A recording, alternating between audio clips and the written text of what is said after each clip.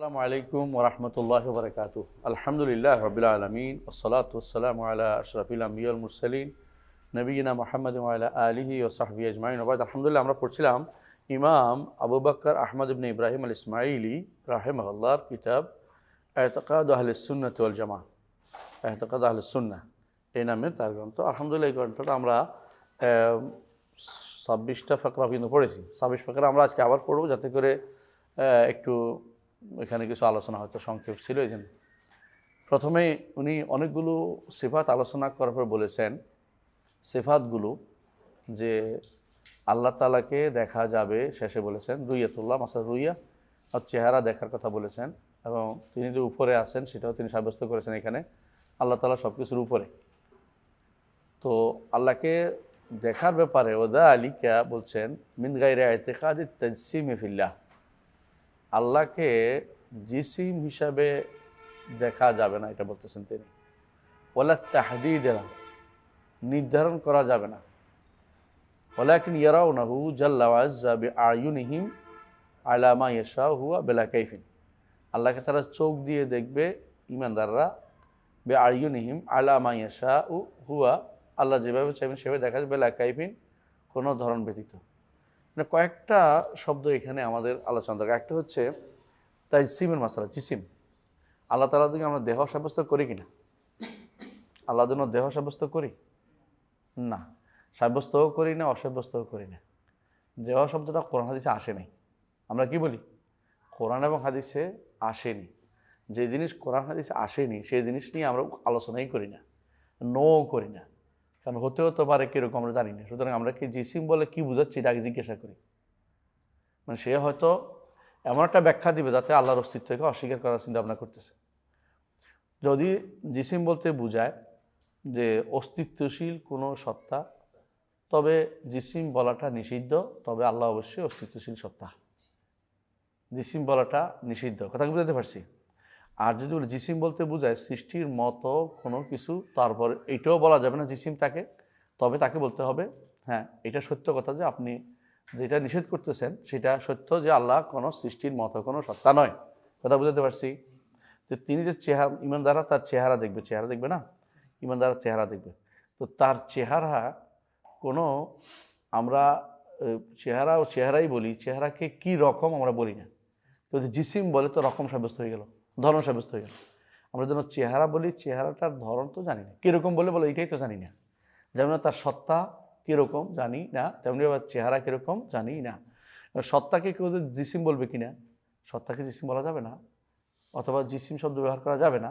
জিসিম এখন আল্লাহর জন্য জিসিম আছে কিনা জিজ্ঞাসা করলে সরাসরি নিষেধ না করে বলতে হবে আগে যে একটা সময় নিষেধ করা ছিল, নিষেধ বলা যাবে না, কারণ তখন জিসিম দ্বারা এত বড় মারাত্মক বিভ্রান্তি তৈরি হয়নি। তোমরা সরাসরি বলবো যেটা কোরআন হাদিসে আসেনি।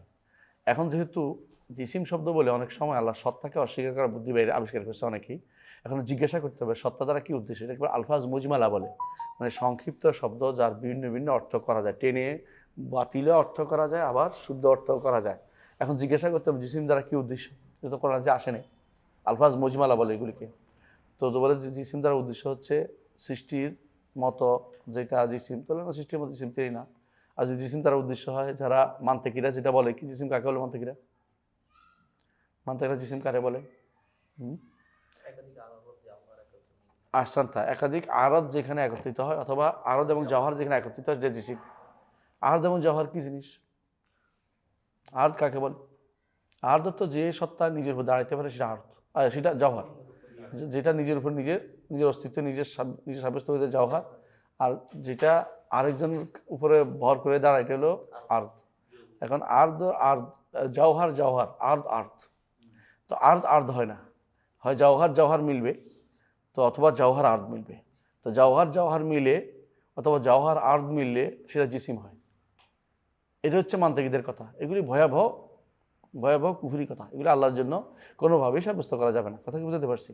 আল্লাহকে আর্দ জওহর এগুলি সৃষ্টির গুণ, এগুলি সৃষ্টির গুণ। স্রষ্টার জন্য এই গুণটি, এই শব্দগুলি ব্যবহার করা যাবে না। আর্দ না, জওহর কিনা, আর্দ কিনা, এগুলি আলোচনাও করা নিষেধ, এগুলো তার নামে উল্লেখ করাও নিষেধ। আমরা উদাহরণ দিয়েছিলাম, মনে আছে তো? কেউ যদি বলে আমার বাপ, তিনি তো পিঁপড়া নন, তিনি তো গরু নন, তিনি তো ছাগল নন, এগুলি কোনো ভালো কথা হয় না, বা পিঁপড়ে হতে যাবেন কেন? তো এইগুলি হচ্ছে কোনো মানুষ যদি আসে যে আপনি তো সোর নন, বাটফার নন, এগুলো তো কোনো ভালো কথা হলো না। আপনি বলতে হবে যে আপনি ভালো গুণগুলি উল্লেখ করতে হবে, হে মহাবিদ্যানুরাগী, হে ভালো, হে হে এই কী বলে, হ্যাঁ মহাবিদ্যুৎসাহী, ইত্যাদি ইত্যাদি সব সুন্দর কথা বলতে হবে। এটা না করে আমি শুধু এটা না এটা না, তো বান্দার যে সমস্ত গুণাবলী আছে এগুলি নাকস, এগুলো ত্রুটিপূর্ণ। আমি যদি ত্রুটিপূর্ণ গুণগুলি আল্লাহর জন্য বলি বারবার, এগুলো কোনো ভালো দেখে না, বুঝে আসছে কথাটা? তো এই জন্য তাই জিসিমের বিষয়টাও এইভাবে আল্লাহর জন্য মানুষের মতো করে জিসিম সাব্যস্ত করা যাবে না, সৃষ্টির মতো করে। অনুরূপভাবে যেটা মান্তিকিরা বলে, যেটা আসলে জিসিম বলে কোনো প্রমাণ নাই, এগুলিকে জিসিম বলে, তারা নিজেরা বানিয়ে নিয়েছে একটা পরিভাষা হিসাবে। সেটা কি, যে আর জওহার জওহার অথবা জওহার আর্দ মিলে কি হয়, জিসিম হয়। এই জাতীয় পরিভাষা আল্লাহর জন্য ব্যবহার করা যাবে না। এগুলিকে হ্যাঁ না কোনোটাই বলা যাবে না, এগুলি সবগুলো হচ্ছে আলফাজ মুজমালা, এবং এগুলি সবগুলো হচ্ছে সৃষ্টির গুণাবলীর অন্তর্ভুক্ত। সৃষ্টির গুণাবলী স্রষ্টার জন্য কোনোভাবেই অ্যাপ্রোপ্রিয়েট না। আমরা দুনিয়াতে যা দেখি সবই কি দেখি, আর অথবা জওহার দেখি, জওহার অথবা আর্দ দেখি।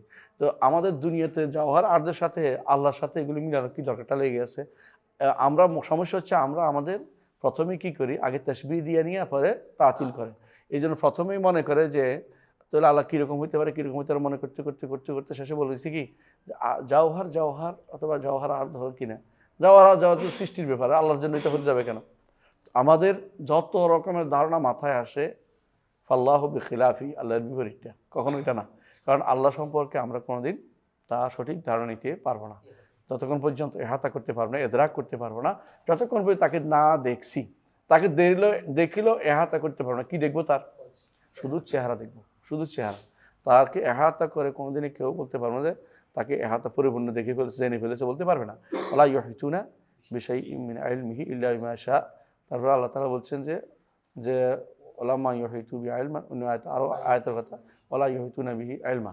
তো আল্লাহ তাআলাকে কেউ ইলম দিয়েও এহাতা করতে পারবে না, এবং দেখেও এহাতা করতে পারবে না। লা তুদরিকুল আবসার ওয়া ইউদরিকুল আবসার ওয়া হুয়াল লাতীফুল খাবীর। সুতরাং আল্লাহকে যেহেতু এইগুলোতে দেখা যাবে না, সেহেতু আমি আল্লাহকে কোনোভাবেই কী করতে পারি, জওহার আর জওহার কোনোটাই বলতে পারছি না। সুতরাং জিসিম বলতে যদি কোনো উদ্দেশ্য হয় মান্তিকিদের জিসিম, তো এটা মোটে কোনোভাবেই আল্লাহর জন্য ব্যবহার করা যাবে না। কোথায় আছে, বোঝা যাচ্ছে? এগুলি বলাও যাবে না, হ্যাঁ না কিচ্ছু বলা যাবে না। এগুলি হচ্ছে আমাদের নিয়ম হচ্ছে কি, যেগুলি আসে নাই সেগুলির ব্যাপারে প্রথমে যদি কোনো এগুলি সৃষ্টির গুণ হয় এগুলো অস্বীকার করতে হবে। আর সৃষ্টির গুণ নয় এমন কিছু ভালো মন্দ দুইটাই নেওয়া যায়, টেনে নেওয়া, এদিকেও নেওয়া যায় ওদিকেও নেওয়া যায়, তখন কি করতে হবে? তখন বিস্তারিত জিজ্ঞাসা করতে হবে আসলে কী চাচ্ছেন, কী উদ্দেশ্য আপনার। যদি বলে যে সৃষ্টির মতো গুণ, বলা সৃষ্টির মতো গুণ আল্লাহ। যদি বলে স্রষ্টার মতো তার কী আছে, সত্তা আছে, এবং সত্তার নাম আছে, গুণ আছে, তার এই আছে, তার কর্ম আছে, এবং তার হাত আছে, পা আছে, ওর অবশ্যই আছে। আল্লাহ কোরআন কারীম সাব্যস্ত করেছেন। এটাকে জিসিম আমরা বলি না, এটাকে আমরা জিসিম আমরা বলি না। কথা বুঝতে পারছি? তাহলে এখন এখানে তো উনি বলেছেন যালিকা মিন গায়রি ইতিকাদি তাজসিম ফিল্লাহ, এটা হচ্ছে এই যারা সাধারণভাবে, এটা যদি কোনো মান্তিকিদের কথা হতো তিনি এটা আনতেনই না। সাধারণভাবে সৃষ্টির মতো করে জিসিম সাব্যস্ত না করার কথা তিনি বলেছেন। ওলা তাহদিদ এলো, অনুরূপভাবে কোনো সীমা নির্ধারণের বিষয়টাও সৃষ্টির মতো করে যেন নির্ধারিত না হয়। সে এই সীমা বলতে বোঝাচ্ছে, আমরা সাধারণত বলে হাত মানে কি, সংজ্ঞা দেয়া, বুঝে আসছে? এই চেহারার সংজ্ঞা আমরা দিতে পারবো না, এই দেখার সংজ্ঞাও আমরা বিস্তারিত দিতে পারবো না। আল্লাহ নাজিল হওয়ার সংজ্ঞা দিতে পারবো না। আল্লাহ তাআলা উপরে ওঠার সংজ্ঞা দিতে পারবো না। এটা নাম হচ্ছে কি, তাহদিদ, নির্ধারণ করা। কথা বলছেন? তো এইটা হলো নিষিদ্ধ, উনি যেটা বলতে চাচ্ছেন। কিন্তু যেইটা আমরা অবশ্যই সংজ্ঞায়িত করি সেটা কোনটা? এটা হচ্ছে আল্লাহ তাআলা আরশের উপর। এইটাকে কেউ উনি অস্বীকার করার উদ্দেশ্য না, কারণ তিনি সালাফি আলেম। সুতরাং আমরা এই জন্য তার মাহমাল খায়ের উপর নিব, কল্যাণ উপরে। এই তাহাদিদ অবশ্যই নির্ধারিত কোনটা, আল্লাহ তাআলা অবশ্যই সৃষ্টি যেখানে শেষ, স্রষ্টা সেখানে, সৃষ্টির ভিতরে স্রষ্টা না, এই নির্ধারণটা অবশ্যই জরুরি। এখানে এই নির্ধারণ উদ্দেশ্য না, এখানে নির্ধারণ উদ্দেশ্য কোনটা, সংজ্ঞায়িত করা। মানে যে সমস্ত গুণ বলছে এগুলি সংজ্ঞা কী, যদি আপনাকে বলে এটা সংজ্ঞা কী, এটা সংজ্ঞা কী, আমরা কেউ সংজ্ঞা দিতে পারবো না। আমরা কেউ সংজ্ঞায়িত আল্লাহর গুণাবলীর সংজ্ঞা দেওয়া আমাদের ক্ষমতার বাইরে, কারণ তাকেও দেখিনি, তার গুণও আমরা দেখিনি। যাকে দেখিনি তার সংজ্ঞা কীভাবে দিব, তার মতও কাউকে দেখিনি। অথবা সুতরাং আল্লাহ তাআলাকে দেখিনি, তার কিয়াস দিয়েও কিছু বলা যাচ্ছে না। আপনি যদি বলেন কলম, তো আপনি কলম দেখছেন বলে কলম বলতে পারতেন, কিন্তু যে বেটা কোনোদিন কলম দেখে নাই, তো কলম বুঝতে পারবে না। বুঝতে আসছে কথাটা? অথবা তার মতো ছবি একই দেখাইতে হবে তাকে, আমরা তো এটাও পারবো না। সুতরাং আল্লাহ তাআলার গুণগুলোকে কোনোভাবে আমরা সংজ্ঞায়িত করতে পারবো না। শুধু বলবো যে হ্যাঁ তার হাত নেই, হাত কখনো আমার হাতের মতো না। তবে আঙ্গুল, হাতের আঙ্গুল আছে, তিনি বলেছেন যে আঙ্গুল বলবো, কিন্তু আঙ্গুলও আমাদের আঙ্গুলের মতো না। আমাদের আঙ্গুলের মাথার মধ্যে কি আছে? দর্পণ লাগিয়ে দিছে আল্লাহ, কিন্তু আল্লাহ তাআলা বলবেন এটা নাউজুবিল্লাহ। এই জন্য আমাদের তার আঙ্গুলের কোনো সুরত আমরা দিতে পারবো না। কথা বুঝলেন? অবশ্যই একটা জিনিস আছে, কীরকম জানি না, অবশ্যই যার অস্তিত্ব আছে তার একটা কি আছে, তার একটা রূপ আছে, সেই রূপটা আমরা কোনো নির্ধারণ করতে পারবো না, নির্ধারণ করাটাই নিষিদ্ধ। এটাই তিনি বলছেন যে ওয়ালা তাহদিদ লাহু, কোনো রূপ নির্ধারণ করব না, সীমা নির্ধারণ করার অর্থ এটা সংজ্ঞায়িত করব না এবং খুব নির্ধারিত করব না। তবে কি বলবো, অবশ্যই দেখবো আল্লাহকে, কিন্তু এই দেখাটা কোনো ধরন কীভাবে দেখবো জানি না। তবে বলছেন যে আমরা তাকে স্বচ্ছভাবে দেখব, স্বচ্ছ, কিন্তু দেখা যাকে দেখবো তার কোনো প্রশ্ন, তার কোনো উত্তর কীভাবে কীরকম দেখবো তাকে এটা কোনো বলা হয়নি। তবে স্বচ্ছভাবে দেখবো কীরকম বলছে, যেভাবে কামা তারাউনাল কামার লাইলাতুল বদর, যেমন পূর্ণিমা রাত্রে যেভাবে স্বচ্ছভাবে তোমরা চাঁদকে দেখতে পাও, কোনো মেঘ না থাকলে কোনো অসুবিধা হয় না, তেমনিভাবে তোমাদের রবকে তোমরা দেখতে পাবে। অর্থাৎ পূর্ণিমা চাঁদ উপরে থাকে, আমরা নিচ থেকে দেখতে পাই। বুঝে আসছে কথাটা? আল্লাহকে সেভাবে দেখতে পাবো। দেখার ক্ষেত্রে, চাঁদ দেখার ক্ষেত্রে যেমন পৃথিবী খুবই এই পুড়িয়ে যায় না, চোখ দেখতে তো কষ্ট হয়, সূর্য দেখতে, কিন্তু চাঁদ দেখতে কষ্ট হয় না। এর রাত ও দামুন ফের ইয়াতি, দেখার ভেতরে তোমার কোনো কষ্ট হবে না, অর্থাৎ সেভাবে দেখতে পাবো। কিন্তু দেখে কি কীরকম দেখছি এইটা তো বলতে পারবো না, এটা তো এখন বলতে পারবো না। বুঝে আসছে? যখন যদি চেহারা দেখি, সে চেহারা আনন্দেই তো আমরা উদ্বেলিত থাকবো, আমরা সে বর্ণনা কার কাছে দিব? কথা বুঝতে পারছি? তো তাকে অবশ্যই দেখা যাবে, কিন্তু দিকেও দেখা যাবে, দিকও নির্ধারিত, কিন্তু কোনোভাবেই এটা কীরকম দেখছি এটা কীরকম দেখবো এটা নির্ধারণ করা যাবে না। এটা হচ্ছে এই অর্থ, এটা শুদ্ধ অর্থ করতে হবে, অন্য কোনো অর্থ এখানে করা যাবে না। কারণ তিনি সালাফি আকীদার মানুষ, ভুল অর্থ নিয়ে এটা দিয়ে কেউ যেন বাজিমাত করার চেষ্টা না করে। কারণ আমাদের কথা আমরাই বুঝি ভালো, আমাদের কথা অন্যরা ভালো বুঝবে না। অন্যদের কথা ভুলটাকে আমরা বুঝতে পারি, কিন্তু আমাদের কথাকে বিকৃত করার সুযোগ যেন কেউ না নেয়। কথাকে বুঝতে পারছি? আর বেলাকাইফ অর্থ হচ্ছে ধরন নির্ধারণ ব্যতীত, ধরন নাই না, ধরন না থাকলে জিনিসটাই অস্তিত্বই নেই, জিনিসের অস্তিত্ব নেই। এই জন্য যারা বলে ধরন নাই, যদি বলে আমার বাড়িতে একটা গাছ আছে, গাছটার কি নেই, একটা কোনো ধরন নেই, তাহলে আসলে তোমার গাছে নেই, গাছটার ধরন নির্ধারণ করতে পারছি না আমি, তো বলে তুমি না থাকলে আরেকজনকে জিজ্ঞাসা করি। বুঝে আসছে? নির্ধারণ করার বিষয়টা হচ্ছে মানে জানার বিষয়ে সম্পৃক্ত। আল্লাহ সম্পর্কে আমরা পরিপূর্ণ জ্ঞান রাখি না, শুধু তিনি যা দিয়েছেন সেটাই জানি। তার কোরআনে তার সম্পর্কে জানিয়েছেন, তার নাম সম্পর্কে জানিয়েছেন, তার গুণ সম্পর্কে জানিয়েছেন, কিন্তু অন্য কিছু জানার নাই, ধরন সম্পর্কে জানার নাই। ধরন সম্পর্কে আমরা অজ্ঞ রয়ে গেছি। এই ধরনটা নির্ধারণ করতে জানেন নাই। ধরন অবশ্যই আছে, কিন্তু আমরা জানতে পারিনি। যার অস্তিত্ব আছে তার কি আছে, একটা ধরন আছে, এটা বিষয় করতে হবে। যার ধরন নাই বলে তারা হচ্ছে বিভ্রান্ত। কথাকে বুঝতে পারছি? জি, এরপরে পড়েন। ইন্নাল ঈমানা কাওলুন ওয়া আমালুন ওয়া মারিফা ইয়াজিদু বিত-তাআত ওয়া ইয়ানকুসু বিল মা'সিয়াহ ওয়া মান কাসুরা তাআতুহু আযিয়াদু ঈমানান মিম্মান দুনাহু ফিত-তাআত। তাই আমরা আগে থেকে বলছি যে ঈমানের আহলে সুন্নাত ওয়াল জামাতের আকীদার মধ্যে একটা বড় আকীদার বিষয় হচ্ছে ঈমান কাওলুন ওয়া আমাল। ঈমান কাওলুন ওয়া আমাল, তিনি কাওলুন ওয়া আমাল মারিফা একসাথে বলছে, কোনো সমস্যা নেই। কাওলুন ওয়া মারিফা, এই তিনটা শব্দ একসাথে বলেছেন। কাউলুন যদি হয়, আমি বলছি, আমরা আগে বলছিলাম কাউলুন না, এখন আগে কাউলুল লিসানি ওয়া কাউলুল কলবে, তাই না? কাউল কলবটা হচ্ছে উনি মারিফা বুঝাতে চাচ্ছেন। তো এটা যদি এটা বুঝাতে চান ঠিক আছে, সমস্যা নেই। আর যদি অতিরিক্ত বুঝাতে চান তাহলে আল্লাহকে না চিনলে কথা বলবে কী করে, আকিদা আনবে কী করে? এটা কিন্তু একসাথ করার কারণে কোনো সমস্যা হয়নি। এটা যদি না থাকতো তাহলে শুধু মারিফা করলে সমস্যা হইতো, কারণ শুধু মারিফাকে আমরা ঈমান বলি না। কথা বুঝাতে পারছি? তিনটা করলে ঠিক আছে। তাহলে আমল কি? আমল তিনটা কি কি? আমলুল কলব, আরটা কি আমলুল লিসান, হচ্ছে আমলুল জাওয়ারিহ। তাই তাহলে কাউলুল কলব অন্তর আকীদা, যেটাকে বলা হয়েছে আকীদার অংশ, এটা মারিফা। বুঝা যাচ্ছে? অন্তরের মধ্যে এটা। অথবা যদি কেন বলে আমরা আমল কলবকে ধরতে পারি, তাও ধরতে পারেন।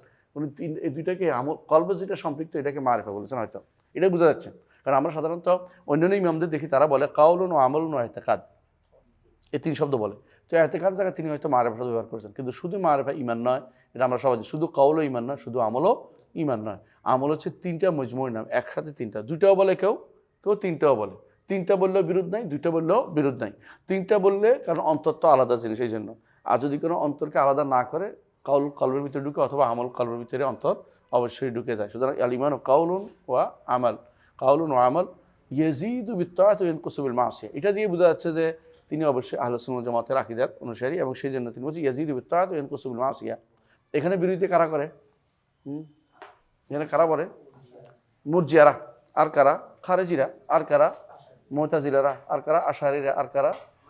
মাতুরিদিরা। সবগুলি মানে এই জায়গাতে ইয়াজিদু বিত্তাআত ওয়া ইয়ানকুসু বিল মাসিয়া তারা মানতে পারে না।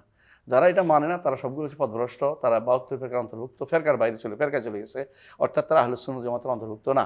যারাই বলবে ঈমান বাড়ে না, সরাসরি কোরআন বিরোধিতা করতেছে। আল্লাহ বলছে লিয়াজদাদাল্লাযিনা আমানু ঈমানা, আল্লাহ কোরআন বলছে যাতে করে ঈমান আল্লাহ তাআলা বাড়িয়ে দেন। আল্লাহ তাআলা আরো বলছেন ইয়াজিদুল্লাহুল্লাযিনা ইহতাদাউ হুদান, আল্লাহ তাদের হেদায়েত বাড়িয়ে দেন, তাই না?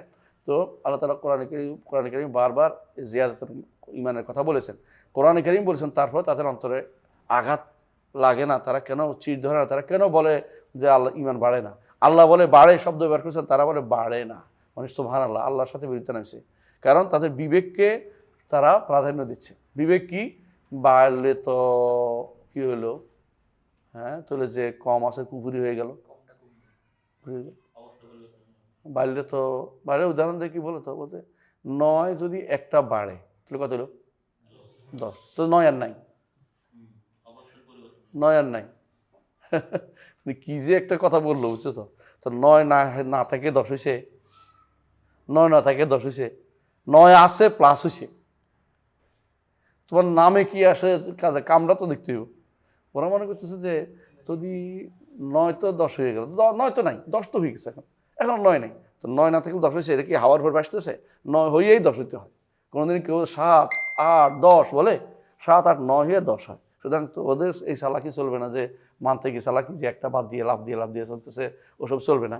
বরং অবশ্যই ঈমান বাড়ে এবং ঈমান কমে, ঈমান বাড়ে কমে। কমে প্রমাণ হচ্ছে রাসূলুল্লাহ সাল্লাল্লাহু আলাইহি ওয়াসাল্লাম হাদিস। কোথায় হাদিস? যার অন্তরে রাই পরিমাণ ঈমান আছে সেও বের হবে জাহান্নাম থেকে। তো রাই পরিমাণ তো কম, রাই পরিমাণ তো কম আছে না? মিসকাল হাব্বা, মিসকাল যাররা, মিসকা খারদাতা হাব্বা, হাব্বাতা খারদালে মিনি, কতগুলি শব্দ আসছে, বুঝে আসছে। ঈমান কমে, ঈমান বাড়ে, ঈমান কম, ঈমান বেশি। কার ঈমান বেশি? আবু বকরের ঈমান সবচেয়ে বেশি। উম্মতের সবার থেকে ঈমান আবু বকরের বেশি, সবার ঈমানের থেকে আবু বকরের ঈমান সবচেয়ে বেশি। তিনি সিদ্দিক, আর কেউ এই পদমর্যাদা দিতে পারেন নাই। আর উম্মতের মধ্যে অন্যদের মর্যাদা আছে, রাও, ওমর, তারপরে ওসমান, তারপরে আলী, সিদ্দিক, সবার মর্যাদা অনুসারে তারা ঈমানের অধিকারী। ঠিক আহলে বদর, তাদের মর্যাদা আরও বেশি। তো ঈমানের দিক থেকে যারা তাআ এবং ওয়াকারা ফিল কালব, অন্তরের ভিতরে ঢুকছে, শক্তিশালী, ওয়ালাম্মা ইয়াদখুল ঈমানু ফি কুলুবিকুম, এমনভাবে ঢুকছে যে এটা নড়ে চড়ে না, নড়ে চড়ে না, এমনভাবে ঈমান ঢুকে গেছে। হ্যাঁ, এদের ঈমান হচ্ছে শক্তিশালী এবং এদের ঈমান হচ্ছে বাড়তি ঈমান। এদের ঈমান এমনভাবে সারা তাদের অন্তরকে দখল করে আছে, এখানে আর কোনো রকম সন্দেহ ঢুকে না। আর এদের যারা সাধারণ ঈমানদার, তাদের ঈমান কতক্ষণ থাকলে, সকালে ঈমান থাকলে বিকেলে কাফের হয়ে যায়। একটা কথা আসলেই তার সন্দেহ তৈরি হয়ে যায়। কালকে আমাকে একজন ফোন দিছে, সে নেদারল্যান্ডে থাকে। নেদারল্যান্ড আগেকার মধ্যে যারা আমাদের দেশে চুরি করতে আসতো, ডাকাতি করতে আসতো, এটি আর কি বলে, পর্তুগিজ জলদস্যু করতো না, এটি পর্তুগিজদেরকে এখন নেদারল্যান্ড বলে। হ্যাঁ, জলদস্যু আছে। তো এইগুলি ওখানে থাকে। এখন সে তারে খ্রিস্টান, এরা মহিলা মানুষ, সালাফি, এক সালাফির মেয়ে, তো মহিলা মানুষ, তারা এখন ওরা খ্রিস্টানরা তার সন্দেহ, ঈমানের মধ্যে সন্দেহ ঢুকে দিচ্ছে। তো ওখানে গেলি কেন, আর ওখানে ওদের সাথে তর্ক করতে গেলি কেন? কথা আমি তো দিন, হ্যাঁ, মোকারনা করতে, তোর মোকারনা করতে গেছি, তো বিদ্যা নাই, শরীয়তে মোকারনা করার অনুমতি নাই। যার দিন সম্পর্কে পূর্ণ জ্ঞান নাই, সে তুলনামূলক ধর্ম পড়বে না, কারণ সে তো বিয়া হয়ে পথভ্রষ্ট হয়ে যাবে। তার কাছে এটাও ভালো লাগতে পারে, ওইটা ভালো লাগতে পারে। রসুল কেন নিষেধ করেছে? ওমরকে মনে আছে তো? ওমর রাদিয়াল্লাহু আনহু একদিন এসে তাওরাতের একটা অংশ পড়তেছিলেন, রসুল কী করেছেন? রেখে গেল এবং তার চোখ দিয়ে রক্তিম হয়ে গেল। তিনি বললেন যে আমি তোমাদের অংশ, তোমাদের নবুয়তের এর অংশ আমি। তুমি মুসা জীবিত থাকলে তো আমার অনুষ্ঠান, তার কোনো গত্যন্তর ছিল না। তাহলে ওগুলি কেন পড়তে হবে? ওগুলো পড়া একদম নিষিদ্ধ, কারণ আমার যথেষ্ট। ইয়ৌমা আকমালতু লাকুম দীনাকুম ওয়া আতমামতু আলাইকুম নি'মাতি ওয়া রাদিতু লাকুম ইসলাম দীনা। সুতরাং তুলনামূলক ধর্ম তত্ত্ব আলোচনা করা যাবে যে ব্যক্তি যোগ্য, কিন্তু সবার কাছে এটা পড়াও যাবে না, কারণ সবাই পড়লে কী হবে? ওখান থেকে কিছু ভালো লাগবে, ভালো লেগে যাবে, কাফের হয়ে যাবে শেষ পর্যন্ত, অথবা সন্দেহ ঢুকিয়ে দিবে। সন্দেহের পক্ষে যাওয়াও জায়েজ নাই। সন্দেহ যখন আসে, সাথে সাথে কী বলতে হয়? কুল আল্লাহু আহাদ, আল্লাহুস সামাদ, লাম ইয়ালিদ ওয়া লাম ইউলাদ ওয়া লাম ইয়াকুল লাহু কুফুয়ান আহাদ। 3 বার বাম দিকে থুতু ফেলতে হয়, আউযু বিল্লাহি মিনাশ শাইতানির রাজিম বলতে হয়, আর কি বলতে হয়, আমানতু বিল্লাহি ওয়া রাসূলি, আমানতু বিল্লাহি ওয়া রাসূলি, আল্লাহর উপর ঈমান, রাসূলের উপর ঈমান আনলাম, আউযু বিল্লাহি মিনাশ শাইতানির রাজিম। এগুলি বললে শয়তান লেজ গুটিয়ে ফেলায়, কাছে কিনা থাকবে না। পরীক্ষিত সত্য যে এগুলি বললে শয়তান আর ধোঁকা দিতে পারে না। কিন্তু আপনি যদি আর একটু দেখি না, কি আর পরীক্ষা করে দেখি না, পরীক্ষা করতে করতে কাপড় হয়ে যাবে। ঈমান পরীক্ষার জিনিসটা, ঈমান হচ্ছে ইলমুল গায়বের জিনিস, গায়েবের উপর ঈমান আনা, ঈমান বিল গায়বের জিনিস। কথা কি বুঝতে পারছি? গায়েবের জিনিস আপনি ঈমান আনবেন। কেন? নবীরা আমাদের কাছে বলে গেছে এই জায়গাতে এসে পরীক্ষা করবেন ঈমানের, অথবা ডক্সিক খাটাবেন, প্যারাডক্সিক, সেটা কাজে আসবেন আপনার। আপনি এখানে যুক্তি দিয়েন না, যুক্তির ভিতরে আরেক যুক্তি দাঁড় করান, আরেক যুক্তি দাঁড় করান। কারণ কাফেরের কুফুরির কোনো শেষ নেই, বহু যুক্তি দাঁড় করাইতে পারে ইচ্ছা করলে। আপনি এত যুক্তি দিয়ে পারবেন না। আপনাকে প্রথম কাজ হচ্ছে ঈমান বিল গায়ব, আমার নবী কেমন ছিলেন, এটা দিয়ে সবচেয়ে উত্তম। নবুয়তের প্রমাণ একজন মানুষ ঈমানের জন্য যথেষ্ট। নবুয়তের প্রমাণ, নবুয়তের প্রমাণগুলি বেশি বেশি আলোচনা করতে হবে, পড়তে হবে, এবং বেশি বেশি ঈমান আল্লাহ তাআলার যে রুবুবিয়তের বিষয়, আসমা সিফাতের বিষয়, আলুহিয়তের বিষয় যত আলোচনা করবেন সন্দেহ কাছেও আসতে পারবেন। আর এগুলি থেকে অজ্ঞ থেকে আপনি টক্সিক দিবেন, সারাদিন কেবল যুক্তি দিবে, আপনি যুক্তি দিবেন, যুক্তি পাল্টা যুক্তি চলতে থাকবে, শেষ মুহূর্তে ঈমান নিয়ে কবরে যেতে পারবেন না। কথা বুঝছেন তো? ঈমান নিয়ে কবরে যেতে হলে টক্সিকের পিছনে যাবেন না কোনোদিন, মানে শেষ মুহূর্তে সন্দেহ থেকে যাবে। এই যে যারা এতবার হেরে যায় তারা কিন্তু হারে না। কেন? এই যে যারা যুক্তিতে কেন হারে না, ওরা সবাই জিততে চায়, সে আরও যুক্তি খুঁজতে থাকে। কোনো ব্যক্তি কারো থেকে যুক্তি একটা ফেলে, এটা নিয়ে আবার দরকার হলে ম্যাচ আবার আরেকবার করবে, আবার ডিবেটে দাঁড়াবে। এটা তো সে মনে করছে যে হারা যাবে না, আমি একটা এখন পার্ট নিয়ে নিছি, বুঝলেন তো? হেদায়েতকে চিন্তা থাকলে আল্লাহর কাছে দোয়া করতে হবে, রব্বা জিবরিল ও মিকাইল ও ইসরাফিল ফাতিরুস সামাওয়াতি ওয়াল আনতা তাহকুম বাইনা ইবাদিকা ফীমা কানু ইয়াখতালিফুন ইহদিনি লিমা ইখতালাফা ফীহি মিনাল হাক্কি বিইজনিক ইন্নাকা তাহদি মান তাশাউ ইলা সিরাতিল মুস্তাকিম। রাসূল যে দোয়া করতেন, আমি ওই গত পরশু বা এর আগের দিন ওই একটা আলোচনায় ওখানে দেখলাম যে দেওবন্দি সালাফি হয়েছে বলে দাবি করছে। আলহামদুলিল্লাহ, যদি ভালো হয় আলহামদুলিল্লাহ, আমি তো এটাই চাই। তা আমরা বলছি যে আপনি দোয়া করতে থাকেন। এটা কেন?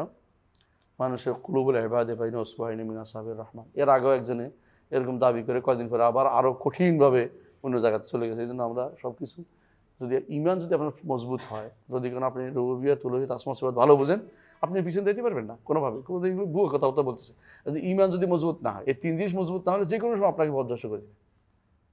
যদি আপনি কোনো ঈমান, রুবুবিয়্যাত, উলুহিয়্যাত, আসমা সিফাত ভালো করে জানেন, দেখবেন আপনাকে আর কোনোদিন ঠকাইতে পারবে না। আসলে আপনার মনে হবে এটা ওই ফেরকার লোক, বুঝলেন? আর যদি কোনো, যখন আপনি যা ইচ্ছা তা বলতেছেন, সবই আপনি কানে ঢুকাচ্ছেন, বুঝে আসছে কথাটা, তো আপনার কাছে কোনো একটা ভালো লেগে যাবে, তখন আপনি আর হক চিনতে পারবেন না। হক না হক আপনি একসাথে হয়ে যাবে। তখন পথভ্রষ্টতা আপনার কাছে ভালো লেগে যাবে। কোনো একটা পথভ্রষ্টা ভালো লেগে যাবে, এটা বাঁচানোর জন্য আরেকটা আনবেন, চুক্তির পিছনে চুক্তি, একসময় আপনি কিন্তু বিভ্রান্ত হয়ে যাবেন। কথা বুঝছেন?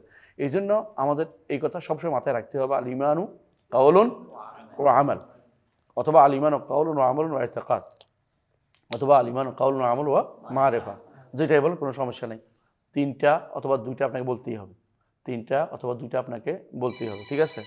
আচ্ছা, তাহলে এই হচ্ছে এটার অংশ। তারপরে আসেন, ويقولون إن أحدا من أهل التوحيد ومن يصلي في قبلة إلى قبلة المسلمين المسلمين ولو ارتكب ذنبا ওয়ালাউ না লাউ لو ارتكب ذنبا أو ذنوبا كثيرة صغائر أو كبائر مع الإقامة على التوحيد لله والإقرار بما التزمه قبله عن الله فإنه لا يكفر به ويرجون له المغفرة ويغفر ما دون ذلك لمن يشاء. আসেন আলহামদুলিল্লাহ।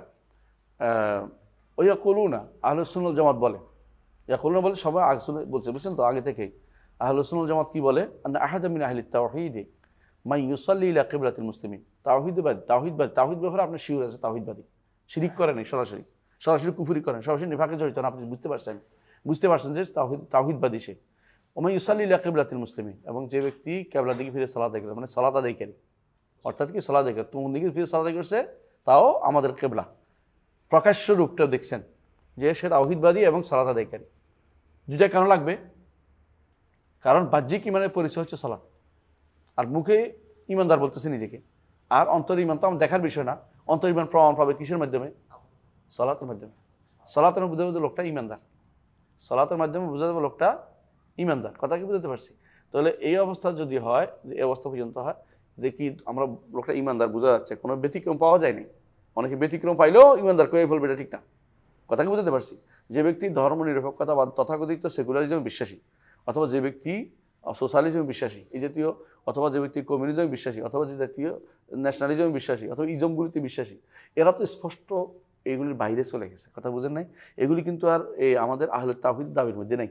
তো বুঝে আহলে তাওহীদ দাবির মধ্যে নেই, সে তো ইসলামকে পূর্ণ মনেই করে না। ইসলামকে পূর্ণ মনে করলে রাদিতু বিল্লাহি রাব্বান ওয়া বিল ইসলামি দীনান ওয়া বি মুহাম্মাদিন নাবিয়্যান বলতো, আমি ইসলামকে পেয়ে সন্তুষ্ট, নবীকে পেয়ে সন্তুষ্ট, এবং ইসলামকে আল্লাহকে পেয়ে আমি সন্তুষ্ট রব হিসাবে, নবীকে পেয়ে দিন হিসেবে যথেষ্ট, এবং আমি ইসলামকে পেয়ে দিন হিসেবে যথেষ্ট। ইসলামকে পাওয়ার পরে সোশ্যালিজম আসে না, আসবেই না। সোশ্যালিজম যদি বিশ্বাস করে ইসলাম আসতে পারে না। কথা বুঝছেন? কমিউনিজম বিশ্বাস করলে ইসলাম আসে না। ঠিক জাতীয়তাবাদী বিশ্বাস করলে ইসলাম আসে না। জাহিলিয়াত এগুলি, জাহিলিয়াত। ঠিক অনুরূপভাবে যারা এখন গণতন্ত্র, মুক্ততন্ত্র বিশ্বাস, এগুলি ইসলামের সাথে কোনো, এগুলি ইসলামের ন্যূনতম সম্পর্ক নেই। এগুলি হচ্ছে ইসলাম বিরোধী সম্পূর্ণ। পক্ষে না, পক্ষে কিছু কিছু ভালো সব জায়গাতে থাকে। কথা বুঝেন কিনা? আল্লাহ তাআলা মদ সম্পর্কে কি বলেছেন? মানাফিউ লিন-নাস, অনেক অনেক উপকার আছে মানুষের জন্য। হ্যাঁ, তাই বলে কি মদের একটু নেওয়া যাবে? হ্যাঁ, একটু মদ নেয়া, একটু মদ খেবেন, নাউযুবিল্লাহ, বলে উপকার তো আছে এই জন্য নিতেছি, এটা নেওয়া যাবে না। ইসলাম যেটা হারাম করেছে এটা কিয়ামত পর্যন্ত এটা কোনোদিন আর হালাল হবে না। আপনার কাছে ভালো লাগলে এটা শুদ্ধ হবে যাবে না, এটা ভালো নিতে পারবেন না। সব ভালো নেওয়া যায় না। যারা সুদ খায় এদের একটা ভালো তো আছে, এটা কি অনেক টাকা জমাইতে পারে, ফলাবান্ডে ধনী করে দিতে পারে, বিল্ডিং বানাইতে পারে, অনেকের চাকরি দিতে পারে, বাহ্যিক দেখে অনেক উপকার। একজন আমাকে বলেই ফেলছে, আপনি এভাবে হারাম বলতে পারেন না। কি হয়েছে? হারামের বলতে পারেন না কেন? অনেক মানুষ চাকরি করে এগুলোতে, আপনি হারাম বলে দিবেন এভাবে? আপনি সুদী ব্যাংকে হারাম বলে দিবেন? এটা হতে পারে না। বহুত মানুষ চাকরি করে থাকে, আপনি ব্যবস্থা করবেন? মানে আমার সাথে ভীষণ ঝগড়া। আমি কি বুঝাচ্ছেন, আপনি কি বুঝলেন? বুঝলাম না। আমি বুঝাতে চাচ্ছি এটা হারাম, আল্লাহ হারাম করছে, এটা হারাম হবে, হালাল মনে করলে কাফের হবে। আমি আর একটু বাড়াই বলতেছি, কি বলেন আপনি? হারাম বলতেই পারেন, আমি কাফের তো দূরের কথা, ও হারাম বলতে চায় না। কেন? এটা উপকার আছে, অনেক উপকার, বুঝো নাই? এই জন্য উপকার থাকলেই নিতে হয় না, উপকার পাইলেই নিতে হয় না। কথা বুঝছেন? কথা কি বুঝছেন? উপকার পাইলেই নেওয়া যাবে না। শয়তানরা অনেক উপকার করে আপনার। কি উপকার করবে জানেন? যখন দেখবে যে এই লোকটার এইদিকে মাইলান আছে, ঝুঁক আছে, সে ওইদিকে আপনার জন্য ভালো ভালো ব্যবস্থাপনা করে দেবে। প্রয়োজনে আপনি কখনো কখনো আপনাকে বিপদ থেকে উদ্ধারের জন্য টেনে নিয়ে আসবে। কারণ আপনি যাতে আপনাকে বিশ্বাস করায় যে অলি আল্লাহরা আছেন, তো অলি আল্লাহরা আপনারা বাঁচাচ্ছেন, টেনে, হ্যাঁ, অলি আল্লাহর পক্ষ থেকে একজন এসে আপনারা এইটা করবে, এটা করবে। ওই সৌদি আরবে ওরা বইতে লেখে আর কি, যে উদ্বি নামে এক ব্যক্তি আইসা রসুলের এখানে কবরের কাছে গান গাইছে, হ্যাঁ, রুটি পাইছে, বুঝছো তো? তো আমার মনে হয় আরবরা কী করে, সাধারণত ঘুমাইলে, হ্যাঁ, কেউ বিপদে পড়লে মনে করে রুটি নেই, খাওয়ার মধ্যে নাই, তো রুটি একটা ভাগ ধরাই দিয়েছে, ঘুম থেকে উঠে দেখি রুটি, তাও খাওয়া রুটি। তো তার কাছে দুধ ছিল, দুধ দিচ্ছে ওর হাতে, তো মনে করছে রসুলে তার রুটি দিছে। বুঝলেন কথাটা? এরকম অনেক মানুষই আছে, রসুল রুটি দিতে বসে রয়েছে, আর কোনো কাম নেই, তোর বেহুদা কথাবার্তা। তো এরা এর উপরে বই লিখে ফেলছে। বাংলাদেশে একজনে স্বপ্ন যোগে রাসূলুল্লাহ সাল্লাল্লাহু আলাইহি ওয়াসাল্লাম, এর উপরে বই একটা লিখছে, মহিউদ্দিন খান। বাংলা আর বই একটা আছে না, বইটা মাসিক মদিনা বের করে না, আহারে, মদিনা বিরোধী কথাবার্তা মাসিক মদিনা লেখে, বুঝলেন না? মদিনার আকীদার বিরোধী কথাবার্তা।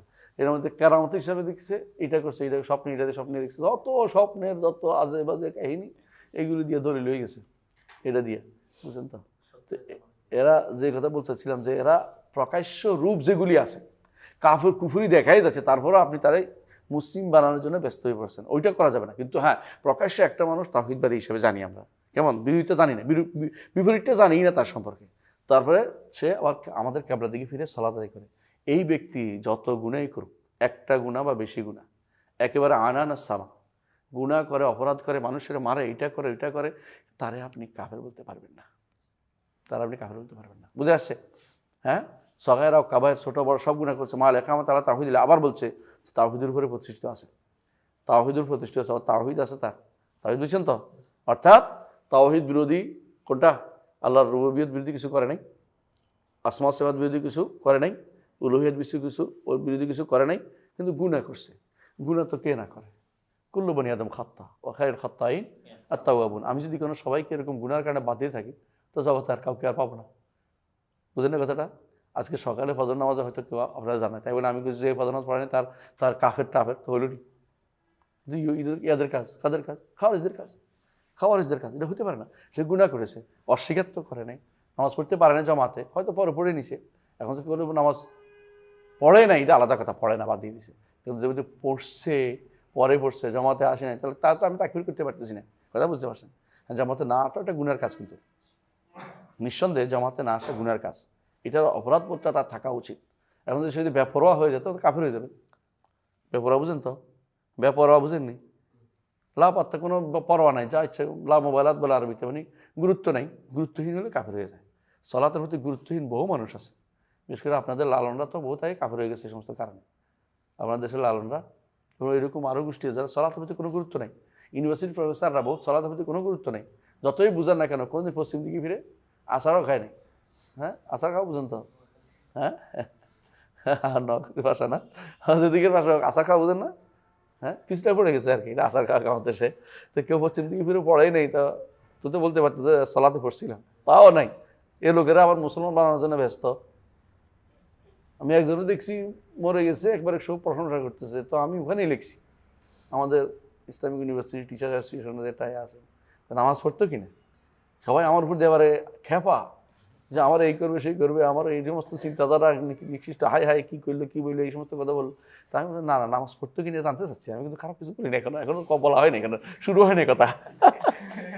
এখন আমি কিছুই বলিনি, শুধু নামাজ পড়তো কিনা জিজ্ঞাসা করছি। এখন আরেকজনকে বলছে, আরেকজন আমাকে বলতেছে আপনি এগুলি বলে শত্রুটা বানাচ্ছেন কেন? আমি শত্রু হোক না, অসুবিধা কি, সব মানুষ আর বন্ধু হবে না। আমি যদি মরে যাই আমার কোনো দোয়া করা লাগবে না, যারা নামাজ পড়া গুরুত্ব দেয় না, সালাত পড়া, মরে গেলে তোর দোয়া লাগবে না, আমার তোর দোয়া লাগবে না, তো জানাজা লাগবে না, আমার আসিস না, আমার জানাজ কাজের দরকার হওয়ার দরকার নেই। নামাজ পড়ে নাই জীবনে কোনো দিন, সালাত আদায় করে নাই, সে তার আচরণ ভালো দিয়ে আমার কোনো যায় আসে না, বুঝলি কথাটা? হ্যাঁ, অ্যাক্সিডেন্ট করছে একবারটা, তো একজন এসে বলতেছে আল্লাহ চোখ সারাইছে, মরে গেছে দেখছে যেটা কোনো কিছু না, আল্লাহ চোখটা সারাইছে, ওর চোখটা ওর সুন্দর আচরণ দিয়ে আমার কি আসে, ইমানে নাই, যার ইমান নাই তা যত সুন্দর আচরণ দিয়ে কোনো লাভ নাই। হে আবুল আহাব, আবুল আহাব তো সুন্দর আসলে, একেবারে লাল টকটকে, আবুল আহাব, এই নামাজ নাই, ইমান নাই, তার কিছু কোনো কাজ নেই। এই জন্য তাওহীদের উপরে প্রতিষ্ঠিত থাকে, যদি কোনো গুনাহ করে, যে গুনাহই করুক না কেন সে উত্তম। এই জন্য কাফের কোনো প্রশংসা করা যাবে না, কাফের কোনো প্রশংসা করা যাবে না, কথা বুঝতে পারছি? কাফের দুনিয়াবি লেনদেনের শুধু কথা বলা যাবে, তার লেনদেনটা ভালো ছিল, রাসূলুল্লাহ সাল্লাল্লাহু আলাইহি ওয়াসাল্লাম এই জন্য তার এক বন্ধুর লেনদেনের কথা বলছেন ভালো ছিল। কিন্তু কাফের কোনো পাইকারি, কাফেররা ইমানদার থেকে ভালো, এই কথা বলা যাবে না। পাইকারি যেটা বলে, অনেকে বলে আমি আরব দেশে ইমানদার, কাফেরদের দেশে ইমান দেখেছি, হ্যাঁ ইমান দেখেছি, আর হ্যাঁ ইমানদার দেখি নেই, আর মুসলিমদের মধ্যে হ্যাঁ ইমানের দাবি দেখেছি, ইমান দেখি নেই, এগুলো মিথ্যা কথা, এগুলো বলা যাবে না, এগুলো ফালতু কথা। কাফের দেশে কোনো ভালো কিছু নেই, ওরা যত স্বার্থপর, স্বার্থ ছাড়া আপনার জন্য কিছুই করবে না। স্বার্থের চেয়ে তাদের স্বার্থ হইলে আপনাকে তারা চিন্তা করে, সব কিছু অর্থনৈতিক চিন্তা করে, যে আপনার অর্থনৈতিকভাবে লাভবান কেমনে হওয়া যায়, পরবর্তী লোকটা আবার আসবে কিনা, তখন তারা শুধুমাত্র আপনাকে হেল্প করবে, হেল্প জীবনেও করবে না। তাহলে কি হয়, যতক্ষণ পর্যন্ত সে তাওহীদের উপর প্রতিষ্ঠিত থাকবে, ওয়াল ইকরার বিমা ইলতাজামাহু ওয়া কাবিলাহু আনিল্লাহ, আল্লাহ থেকে যা যা আসছে এগুলি মেনে নিচ্ছে, কিন্তু অস্বীকার করে নাই, জুহুদ আসে নাই। কুফর অনেকগুলি কারণ হয়, আমরা বলছিলাম কি, কুফর জুহুদ হয়, তাই না? কোনোটা হয় অন্তরে, অন্তরে মুখে বিশ্বাস, আর কোনো হচ্ছে এঙ্কার, কুফরুল এঙ্কার হয়, এঙ্কার হলো শুধু মুখে, তাই তো? তো কুফর জহুদও নিষেধ নাই, এঙ্কারও নাই, বরং কবুল আছে, তার কি আছে, কবুল করে নিছে, আল্লাহ তার পক্ষ থেকে যা আছে সব কবুল করে নিছে, এবং সে একরারও করছে যে এটা সত্য মেনে নিচ্ছি, কিন্তু সে করতে পারে নাই বা করে নাই, এই কারণে তাকে, অথবা গুনাহ করছে, হ্যাঁ এই কারণে তাকে কি করা যাবে না, তাকফির করা যাবে না।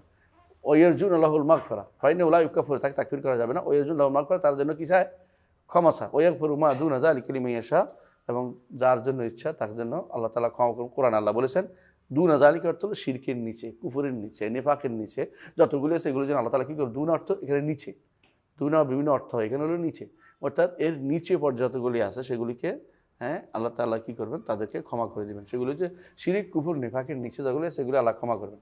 কিন্তু শিরিক কুফর নেফাক কখন হয়ে যায়, বিভিন্ন কারণে কাফের হয়ে যায়। কুফর তার কাছে, কুফর কাকে বলে আপনি বলেন তো, কুফর কাকে বলে বলেন তো, কুফরি কাকে বলে? কে বলবেন? হ্যাঁ, ইনকার, আও, জহুদ, আও, তার্ক, আও, আও আও অনেকগুলো, তাই না? লিমা, অলিমা, মিনাদ্দিন বিদ্দরুরা, তাই না? সংক্ষেপে কথা বলছি আর কি। দিন হিসেবে জানেন, এগুলিকে কেউ অস্বীকার করলো, অবজ্ঞা করলো, ঠাট্টা করলো, এটা করলো, যেটাই করুক না কেন, কাফের কাফের কাফের, কোনো সন্দেহ নেই। কথা বুঝতে পারছেন? একবার ছোট্ট জিনিস হলো, আপনি ভালো করে জানতেন রাসূলুল্লাহ সাল্লাল্লাহু আলাইহি ওয়াসাল্লাম মেসওয়াককে সুন্নত ঘোষণা করছেন, তাই না? আপনি বলেন যে আরে মেসওয়াক দাঁত ফাড়াই দিব, মেসওয়াক, এই কথা যদি বলেন মেসওয়াকের বিরুদ্ধে একটু ঠাট্টা করা হয়েছে না, আপনি কাফের হয়ে গেছেন। অথবা আপনি ভালো করে জানেন যে পর্দা করা কি ফরজ, আপনি বলেন যে আরে এই যে জীবন্ত ট্যাটু না, ট্যান্ট হয়ে রয়েছে, এই কথা বলে কাফের, সঙ্গে সঙ্গে কাফের।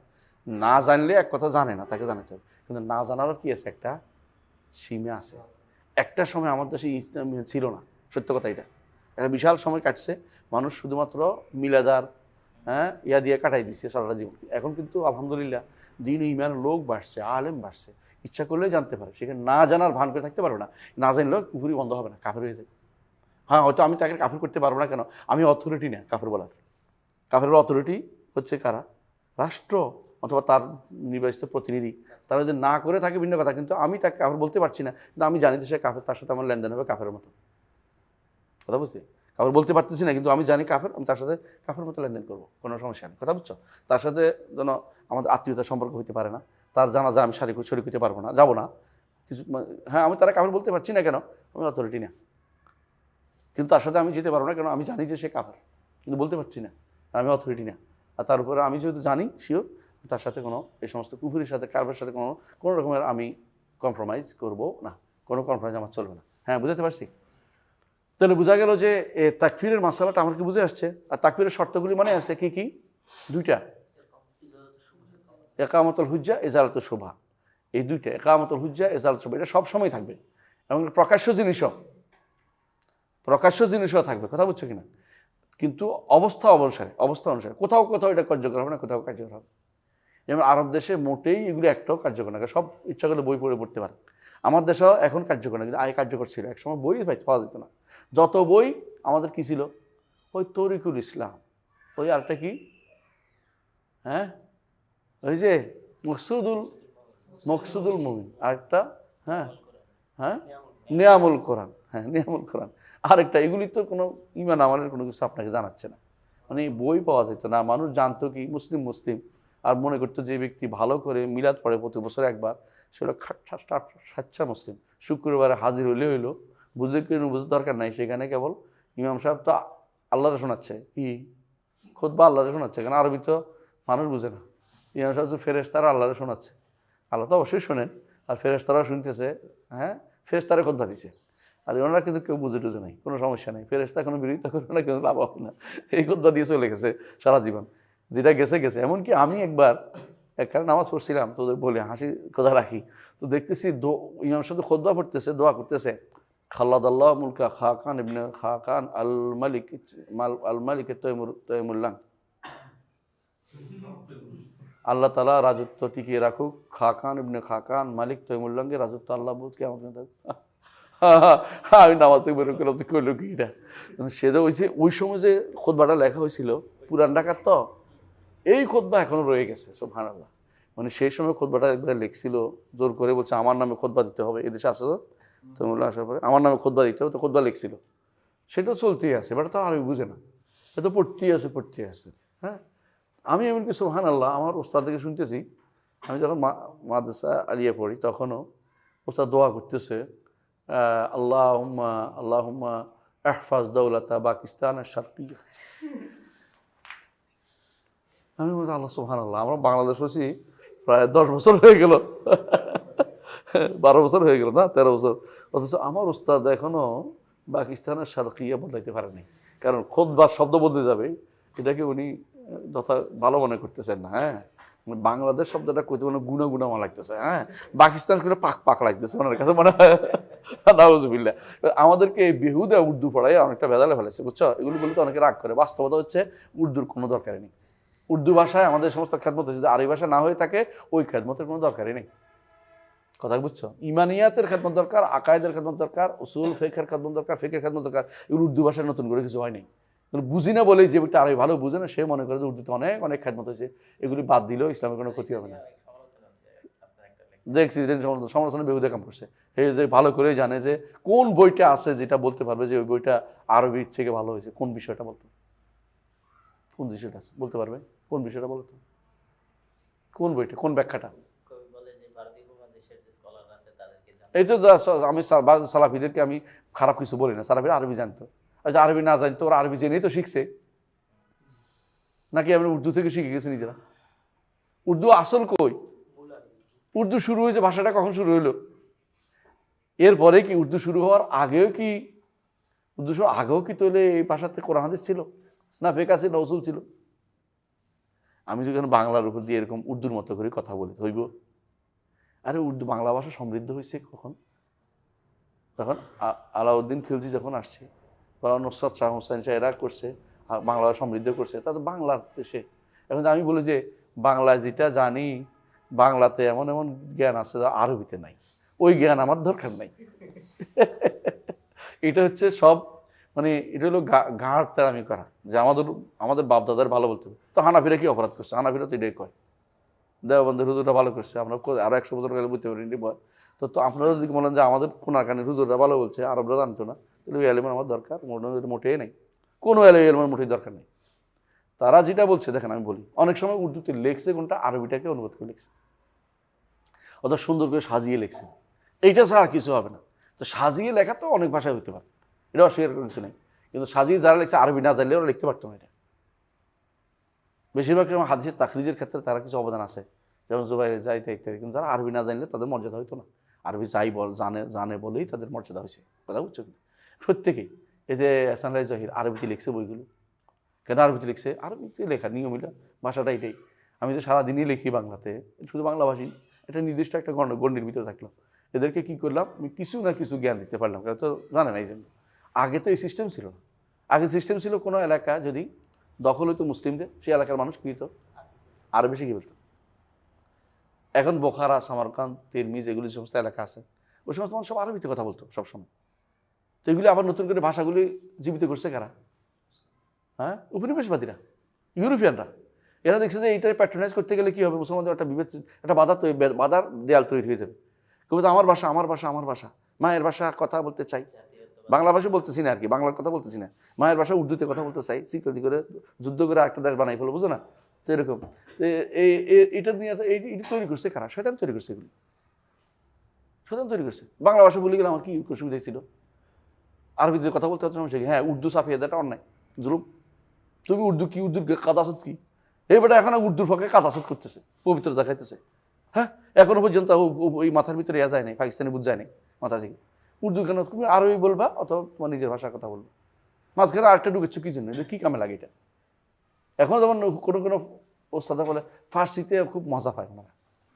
আমার বাপজান মাঝে মধ্যে ফার্সিতে ফতোয়া দিতেন, আমাদের ফার্সিতে লেখো, আজকে ফার্সিতে চলো, মনে করছে ফার্সিতে চলো। উনি বসে বসে আমার ছেলের ফার্সি শিখাইছে। কেন?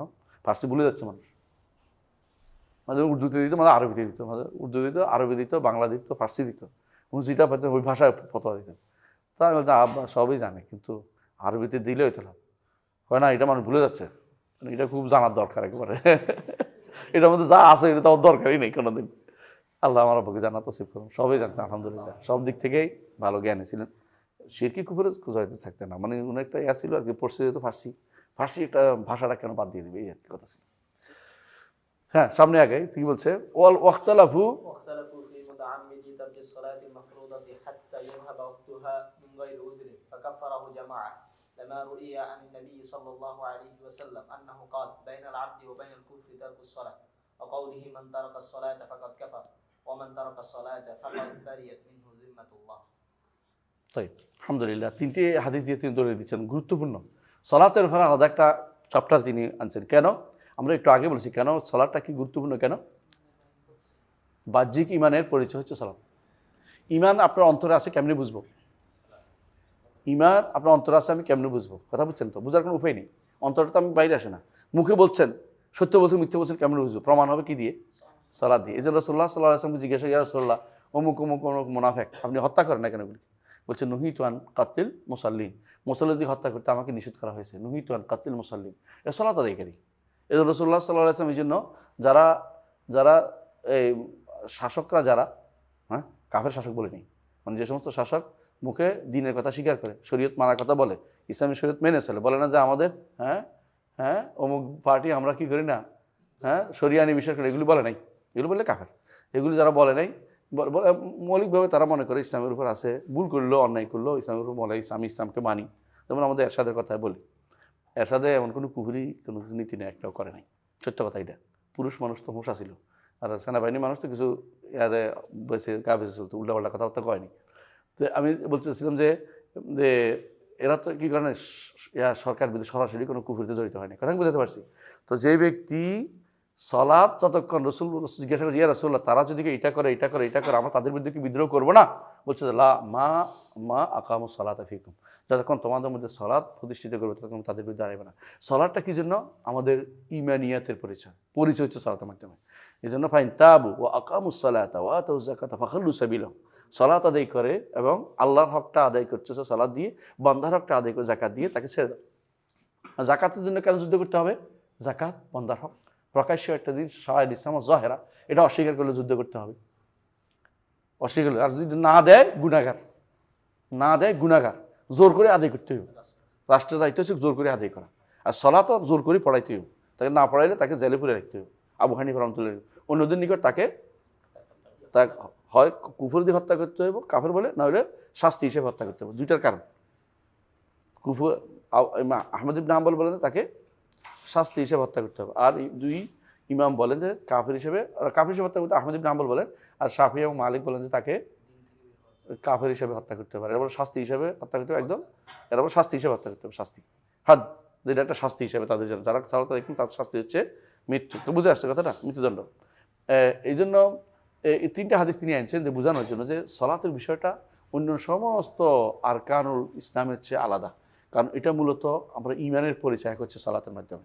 যে ব্যক্তি সলাত আদায় করে না, সে যত ভালো মানুষ হোক না কেন সে ভালো মানুষ বলে বিবেচিত হবে না। বুঝে আসছে কথাটা? এরপর এদের যদি কোনো সলাৎ পড়ে না, ইমানও না তার নাই, তারপরে তার ভালো মানুষ বলার কোনো সুযোগ নাই। তাহলে হাদিসটা কি? লিমা রুইয়া নবী সাল্লাল্লাহু আলাইহি ওয়াসাল্লাম কাল, রুইয়া বলছে কিন্তু হাদিসটা সহিহ। রুইয়া বললো হাদিসটা কি সহিহ। সহিহ তারগিবে দেখেন, শেখ আলবানী কিতাবুল ইমানে আসছে দেখেন, এবং তিরমিজিতে আসছে, আবু দাউদে আসছে, ইবনে মাজাহ আসছে, হাদিসটা সহিহ। কি বাইনা রাজুলে ও বাইনা শিরকি ওয়াল কুফরি তারকুস সালাহ, বাইনা রাজুলে বাইনা আবদে শব্দ কাছাকাছি, এই অর্থ পার্থক্য নাই, যে একজন মানুষ এবং কুফরির মধ্যে পার্থক্য হচ্ছে সালাত ছেড়ে দেয়, সালাত ছেড়ে দিলে কাফির হয়ে যাবে। ওয়াকাউলি সাল্লাল্লাহু আলাইহি ওয়াসাল্লাম মান তারাকা সালাতা ফাকাদ কাফারা, যে কেউ সালাত ত্যাগ করে সে ব্যক্তি কাফের হয়ে যাবে। ওমান তারাকা সালাতা ফাকাদ বারাত মিন জিম্মাতুল্লাহ, যে ব্যক্তি সালাত পরিত্যাগ করে তার কি হবে? আল্লাহর জিম্মাদারি থেকে বেরিয়ে যাবে। কাফারা বলতে কুফরি করেছে অর্থ করবেন না, কাফারা বলতে কাফার হয়ে গেছে বলবেন। আমাদের অনেকেই কাফারা বলতে কুফরি করেছে, কুফরি করলে তো কাফার হয় না অনেক সময়, বুঝছেন কিনা? কারণ ছোট কুফরিও কুফরি, কিন্তু এটা বড় কুফরি। সালাত পরিত্যাগ করা বড় কুফরি, ছোট কুফরি না। এই জন্য কাফারা বলতে অনেকে দেখবে অনুবাদ করে, ডরে অনুবাদ করে কি, কুফরি। অথবা কুফরি আর বলছে কুফরুন, কুফরুন, যেমন আনিয়া হাতু কুফরুন, বুঝলেন তো? কাফারা হইলে কাফের হয়ে গেছে, কাফারা বললে কাফের হয়ে গেছে, ইয়াকফুরু কাফের হয়ে যাবে, বুঝলেন? বুঝে আসছে কথাটা? এখন কুফরুন, তো এখন তো বলেন তো ইয়াকফুরু, তো কুফরি করেছে তো হইতে পারে, কুফরি করেছে এটা আম শব্দ, কিন্তু কুফরি করলে কাফেরও হয়। আর যদি কুফরি করেছে এটা একটা এমন শব্দ যেটা ছোট কুফরিকে সামিল করে, কিন্তু এই সমস্ত জায়গাতে অর্থ করতে হবে কি কাফের হয়ে গেছে। অন্য জায়গাতে ছোট কুফরির অর্থ হইতে পারে, কখনো কোনো অর্থ হইতে পারে, কিন্তু মূলত এই যখন দেখছেন সলাতের জায়গাতে তখন কাফের হয়ে গেছে হতে হবে। এখানে কুফরুন ছোট কুফরির অর্থ করেন না, কুফরি করেছে বললে হবে না, কাফের হয়ে গেছে বলতে হবে, কারণ হাদিসের ভাষ্য বোঝা যাচ্ছে, আগপিস বোঝা যাচ্ছে এখানে বড় কুফরির উদ্দেশ্য।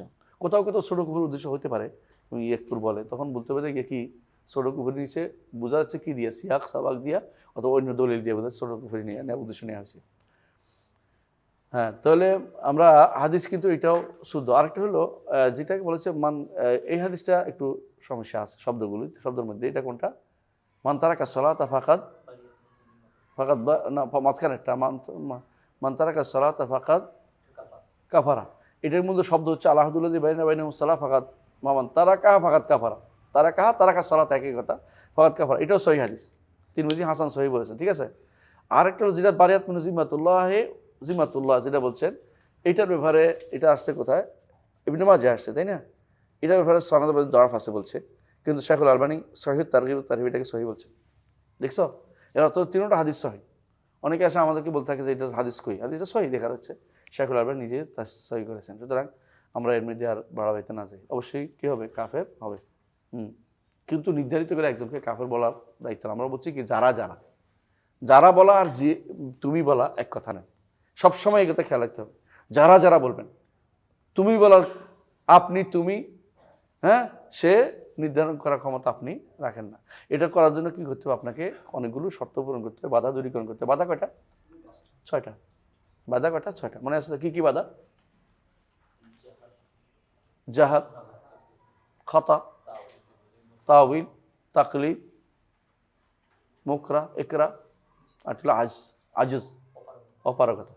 6টা মনে থাকবে তো? এই 6টা হচ্ছে বাধা। মানুষের ভিতরে অনেক সময় অপারগ থাকতেই পারে, তাকে জোর করতে পারে কেউ। হ্যাঁ, কেউ হয়তো ভুলে মুখ থেকে বেরিয়ে মুখ পশ্চিম বেরিয়ে গেছে, আবার ঠিক করতেছে, বুটকে হয়তো ভুলে গেছে, ঠিক করে নাই, হয়তো ভুলে গেছে, বেরিয়ে গেছে, আবার ঠিক করে বলতে নিজেকে তওবা ইস্তেগফার করতে পারে। আরেকটা লোক না জানি করতে পারে। সুতরাং এগুলির কারণে কাফের বাধা, এগুলি কি কাফের বলার বাধা, কাফের বলার বাধা। অথবা সে চলে গেছে, তো জানাই ছিল না, দুনিয়া থেকে চলে গেছে। অনেক কথা বলে আমাদের ওলামারা অনেকে এমন এমন কথা বলে গেছে যেগুলি আসলে কোনোভাবেই পানে শুনে খাওয়ার কথা, মানে হালকা জিনিস নয়, এগুলো কঠিন গভীর জিনিস। কিন্তু যেহেতু তারা চলে গেছে, তাদেরকে কেউ বলে দেয় নাই, হুজ্জত কায়েম করা হয় নাই, হুজ্জত রিসালিয়া প্রতিষ্ঠিত হয় নাই, এবং তাদের শুভ সন্দেহ দূর করার সুযোগ নাই, কিন্তু তাদেরকে তাকফির না করে। অনেকে বলতে হলে আমার অমুকের ব্যাপারে কী বলবেন, এটা হলো ভণ্ডামি, শয়তানি করা। অমুকের বাদ তোমারটা কী করে আগে। অনেকে বলে তো এরা ইবনে হাজার কী করছে, ইবনে হাজার জবাব ইবনে হাজার লোকদের দিবে, তোমারটা জবাব দাও, আমরা তো তোমার দলিল দিচ্ছি। কথা বলছেন কিনা? অনেকে বলে ইবনে হাজার কিছু নবী কী করছে, অমুক কী করছে, এগুলি বলার অর্থ হচ্ছে আপনাকে ওই ইয়াতে ফেলে দেওয়া, জালে ফেলে দিয়ে, যে জালের মধ্যে আপনি বেরোতে পারবেন না। এগুলি আগে ফেরাউন কইতো, কী বলছে? ফামা বাল করেন লৌলা, আগে যারা চলে গেছে ওদের অবস্থা কী বলো? এখন মুসা যদি বলতো যে আগে যারা গেছে ওরাও জাহান্নামে, তো কী করতো?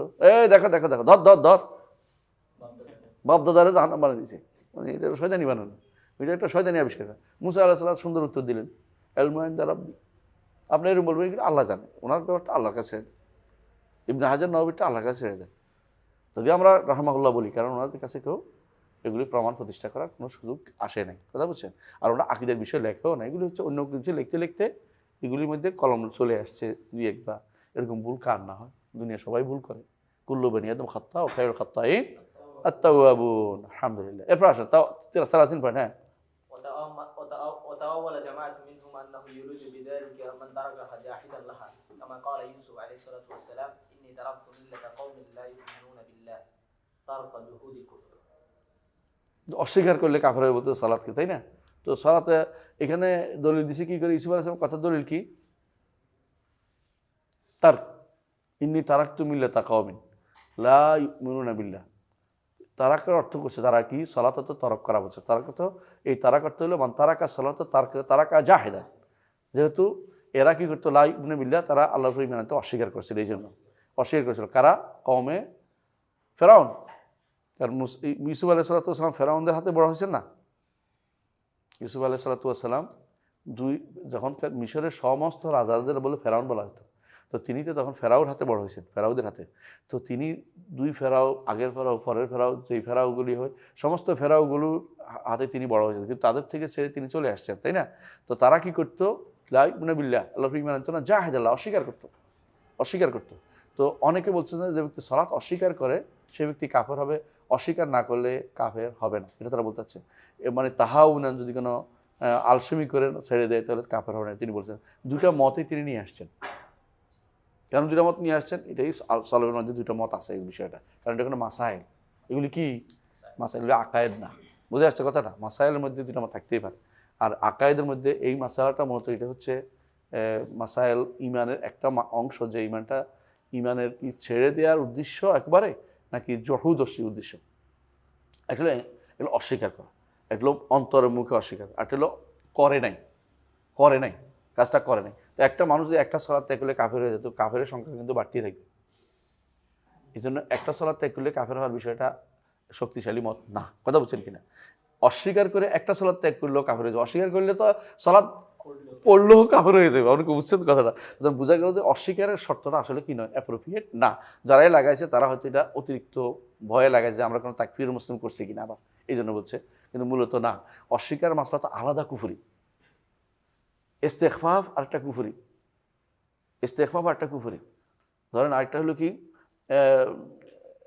ইস্তেহজা আরেকটা কুফরি, বুঝতে পারছি? এরাদ আরেকটা কুফরি। আমরা কুফরি অনেকগুলি প্রকার পড়ছি না? কয়টা প্রকার পড়ছি? 13-14টা। এই সবগুলি কিন্তু বিভিন্ন মানুষের অ্যাক্টিভিটিস, হয় অন্তরের, নয় মুখের, নয় অঙ্গ প্রত্যঙ্গের অ্যাক্টিভিটিস দিয়ে কাফের হয়ে যাচ্ছে মানুষ। এই অ্যাক্টিভিটিসগুলি সবগুলি তো আমাদের কাফের হওয়ার কারণ, কাফের বানিয়ে ফেলে। তো শুধু জহুদ তো একটা মুখে এবং অন্তরে। তো অঙ্গ প্রত্যঙ্গ দিয়ে জহুদ করলে, কলম দিয়ে জহুদ করে লিখে দিলে, মুখে কিছু বললাম না, তাকে হাতে মারলাম না, ভাতে মারি দিলাম, বলে না? তো এই জাতীয় কাফের তো হয়েই যাবে। সুতরাং যারা এই জহুদের মাসলাটা এখানে আসছেই না কোনো রকম, যারা এটা বলছে তারা অতিরিক্ত সাবধানতা অবশ্য হয়তো বলেছেন। কথা কি বুঝতে পারছি? জি জি। وقال كثير منهم إن الإيمان قول وعمل والإسلام فعل ما فرض على الإنسان ما يفعله إذا ذكر كل اسم على حدته مذموما إلى الآخر। এখানে আরেকটু জিনিস বাকি রয়েছে, যে তারাক বলছি ইনি তারাকটা মিল্লাতা কওমিন, তারাকতু মিল্লাতা কওমিন। তারাক অর্থ হলো আগে ছিল পরে ছেড়ে দেওয়া, অনেকে মনে করতে পারে, কিন্তু উদ্দেশ্য এটা নয়, উদ্দেশ্য এটা নয়। কারণ আমি ছিলাম ছেড়ে দিলাম, উনি ওই কামে ছিলই না, ছিলই না, এই কামে ছিলই না, কারণ তিনি কোনোদিনই আল্লাহ ছাড়া কারো উপর ইমান, কুফরি শিরিক কোনোটাতেই ছিলেন না। সুতরাং এই জন্য কুফরি শিরিক নিফাক কোনোটাতে ছিলেন না, এই জন্য এটা অর্থ বলা উদ্দেশ্য। তো উনি জাহেদান লাহা যারা বলছে তার উদ্দেশ্য হচ্ছে তিনি এটাকে আগে থেকে অস্বীকার করছে, কিন্তু কাছে থাকবে না এরকম বলছে। তো সেই হিসাবে অনেকে এটা তাকে জহুদুল কুফর বলছেন। কিন্তু এটা না হইলেও যে কোনো কাজ না করলেও কি হয়? কাফের হয়। হ্যাঁ, তাহলে আমরা সাধারণত বলি কুফরি ক্ষেত্রে একটা বাড়াই, কি বলেন জানেন তো? কুফরি ক্ষেত্রে একটা বাড়াই কি কিরে? একটা হচ্ছে কাউল, ফেল, এতেকাদ, একটা কি তার্ক। তার্ক মানে ছেড়ে দিল কাফের। ইমান আনতে হলে তো কি লাগে? ইমান আনতে ছেড়ে দিলে কি ইমান হয়? হয় না। ইমান আনতে হলে হয় করতে হয় মুখে অথবা অন্তরে, অথবা না মুখে, অন্তরে এবং কর্মের মাধ্যমে ইমান আনতে হয়। আর কাফের কেমনে হয়? যে কোনো একটা গেলে কাফের হয়ে যায়। আর অতিরিক্ত একটা আছে, এটা কি? তার ছেড়ে দিল কাফের হয়ে যায়। আপনি মুখে কিছু বলেন নাই, অন্তরের মধ্যে মানে আপনি এক নির্লিপ্ততা দেখালেন, কি বললেন? এগুলো মেটাফিজিক্স, এগুলো নিয়ে আমি আলোচনা করতে নারাজ, এগুলো নিয়ে আমার কোনো ইয়া নেই, ভাবান্তর নাই, এগুলো নিয়ে আমার কোনো এগুলি তোমরা আলোচনা করো, এগুলি আমি আলোচনা করবো না। হেবি কাফের হয়ে গেছে। কেন তুমি আলোচনা করতে হবে? তুমি আগে বসছো নাকি? যেমন এসে চলবে আর বললো দিন সম্পর্কে আমি চিন্তাও করি না, চিন্তা না করলে কাফের। তার্ক এগুলি কুফরুত তার্ক, কথা বলছেন? এগুলি এই যদি কথাবার্তা বলা যাবে না। হ্যাঁ, অকালা কাসির মিনহুম, وقال كثير منهم إن الإيمان قول وعمل والإسلام فعل ما فرض على الإنسان أن يفعله إذا ذكر كل اسم على حدته مضمون إلى الآخر فقيل المؤمنون والمسلمون جميعا أو مفردين أريد بأحدهما معنى لم يرد بالآخر وإن ذكر أحد الاسمين شمل الكل عمه। মাশাআল্লাহ। এই উত্তর আরেকদিন পড়বো, আজকে আর পড়বো না। এর লম্বা আলোচনা আছে। ইমান ও ইসলাম, ইমানের মধ্যে পার্থক্য, বুঝছেন তো? ইমান ও ইসলামের মধ্যে পার্থক্য আমরা যতটুকু পড়ছি, ইনশাআল্লাহ আগামী ক্লাসে বাকিটা পড়বো। সুবহানাকাল্লাহু ওয়া বিহামদিকা আশহাদু আল্লা ইলাহা ইল্লা আনতা আস্তাগফিরুকা ওয়া আতুবু ইলাইক। আসসালামু আলাইকুম ওয়া রাহমাতুল্লাহি ওয়া বারাকাতুহু।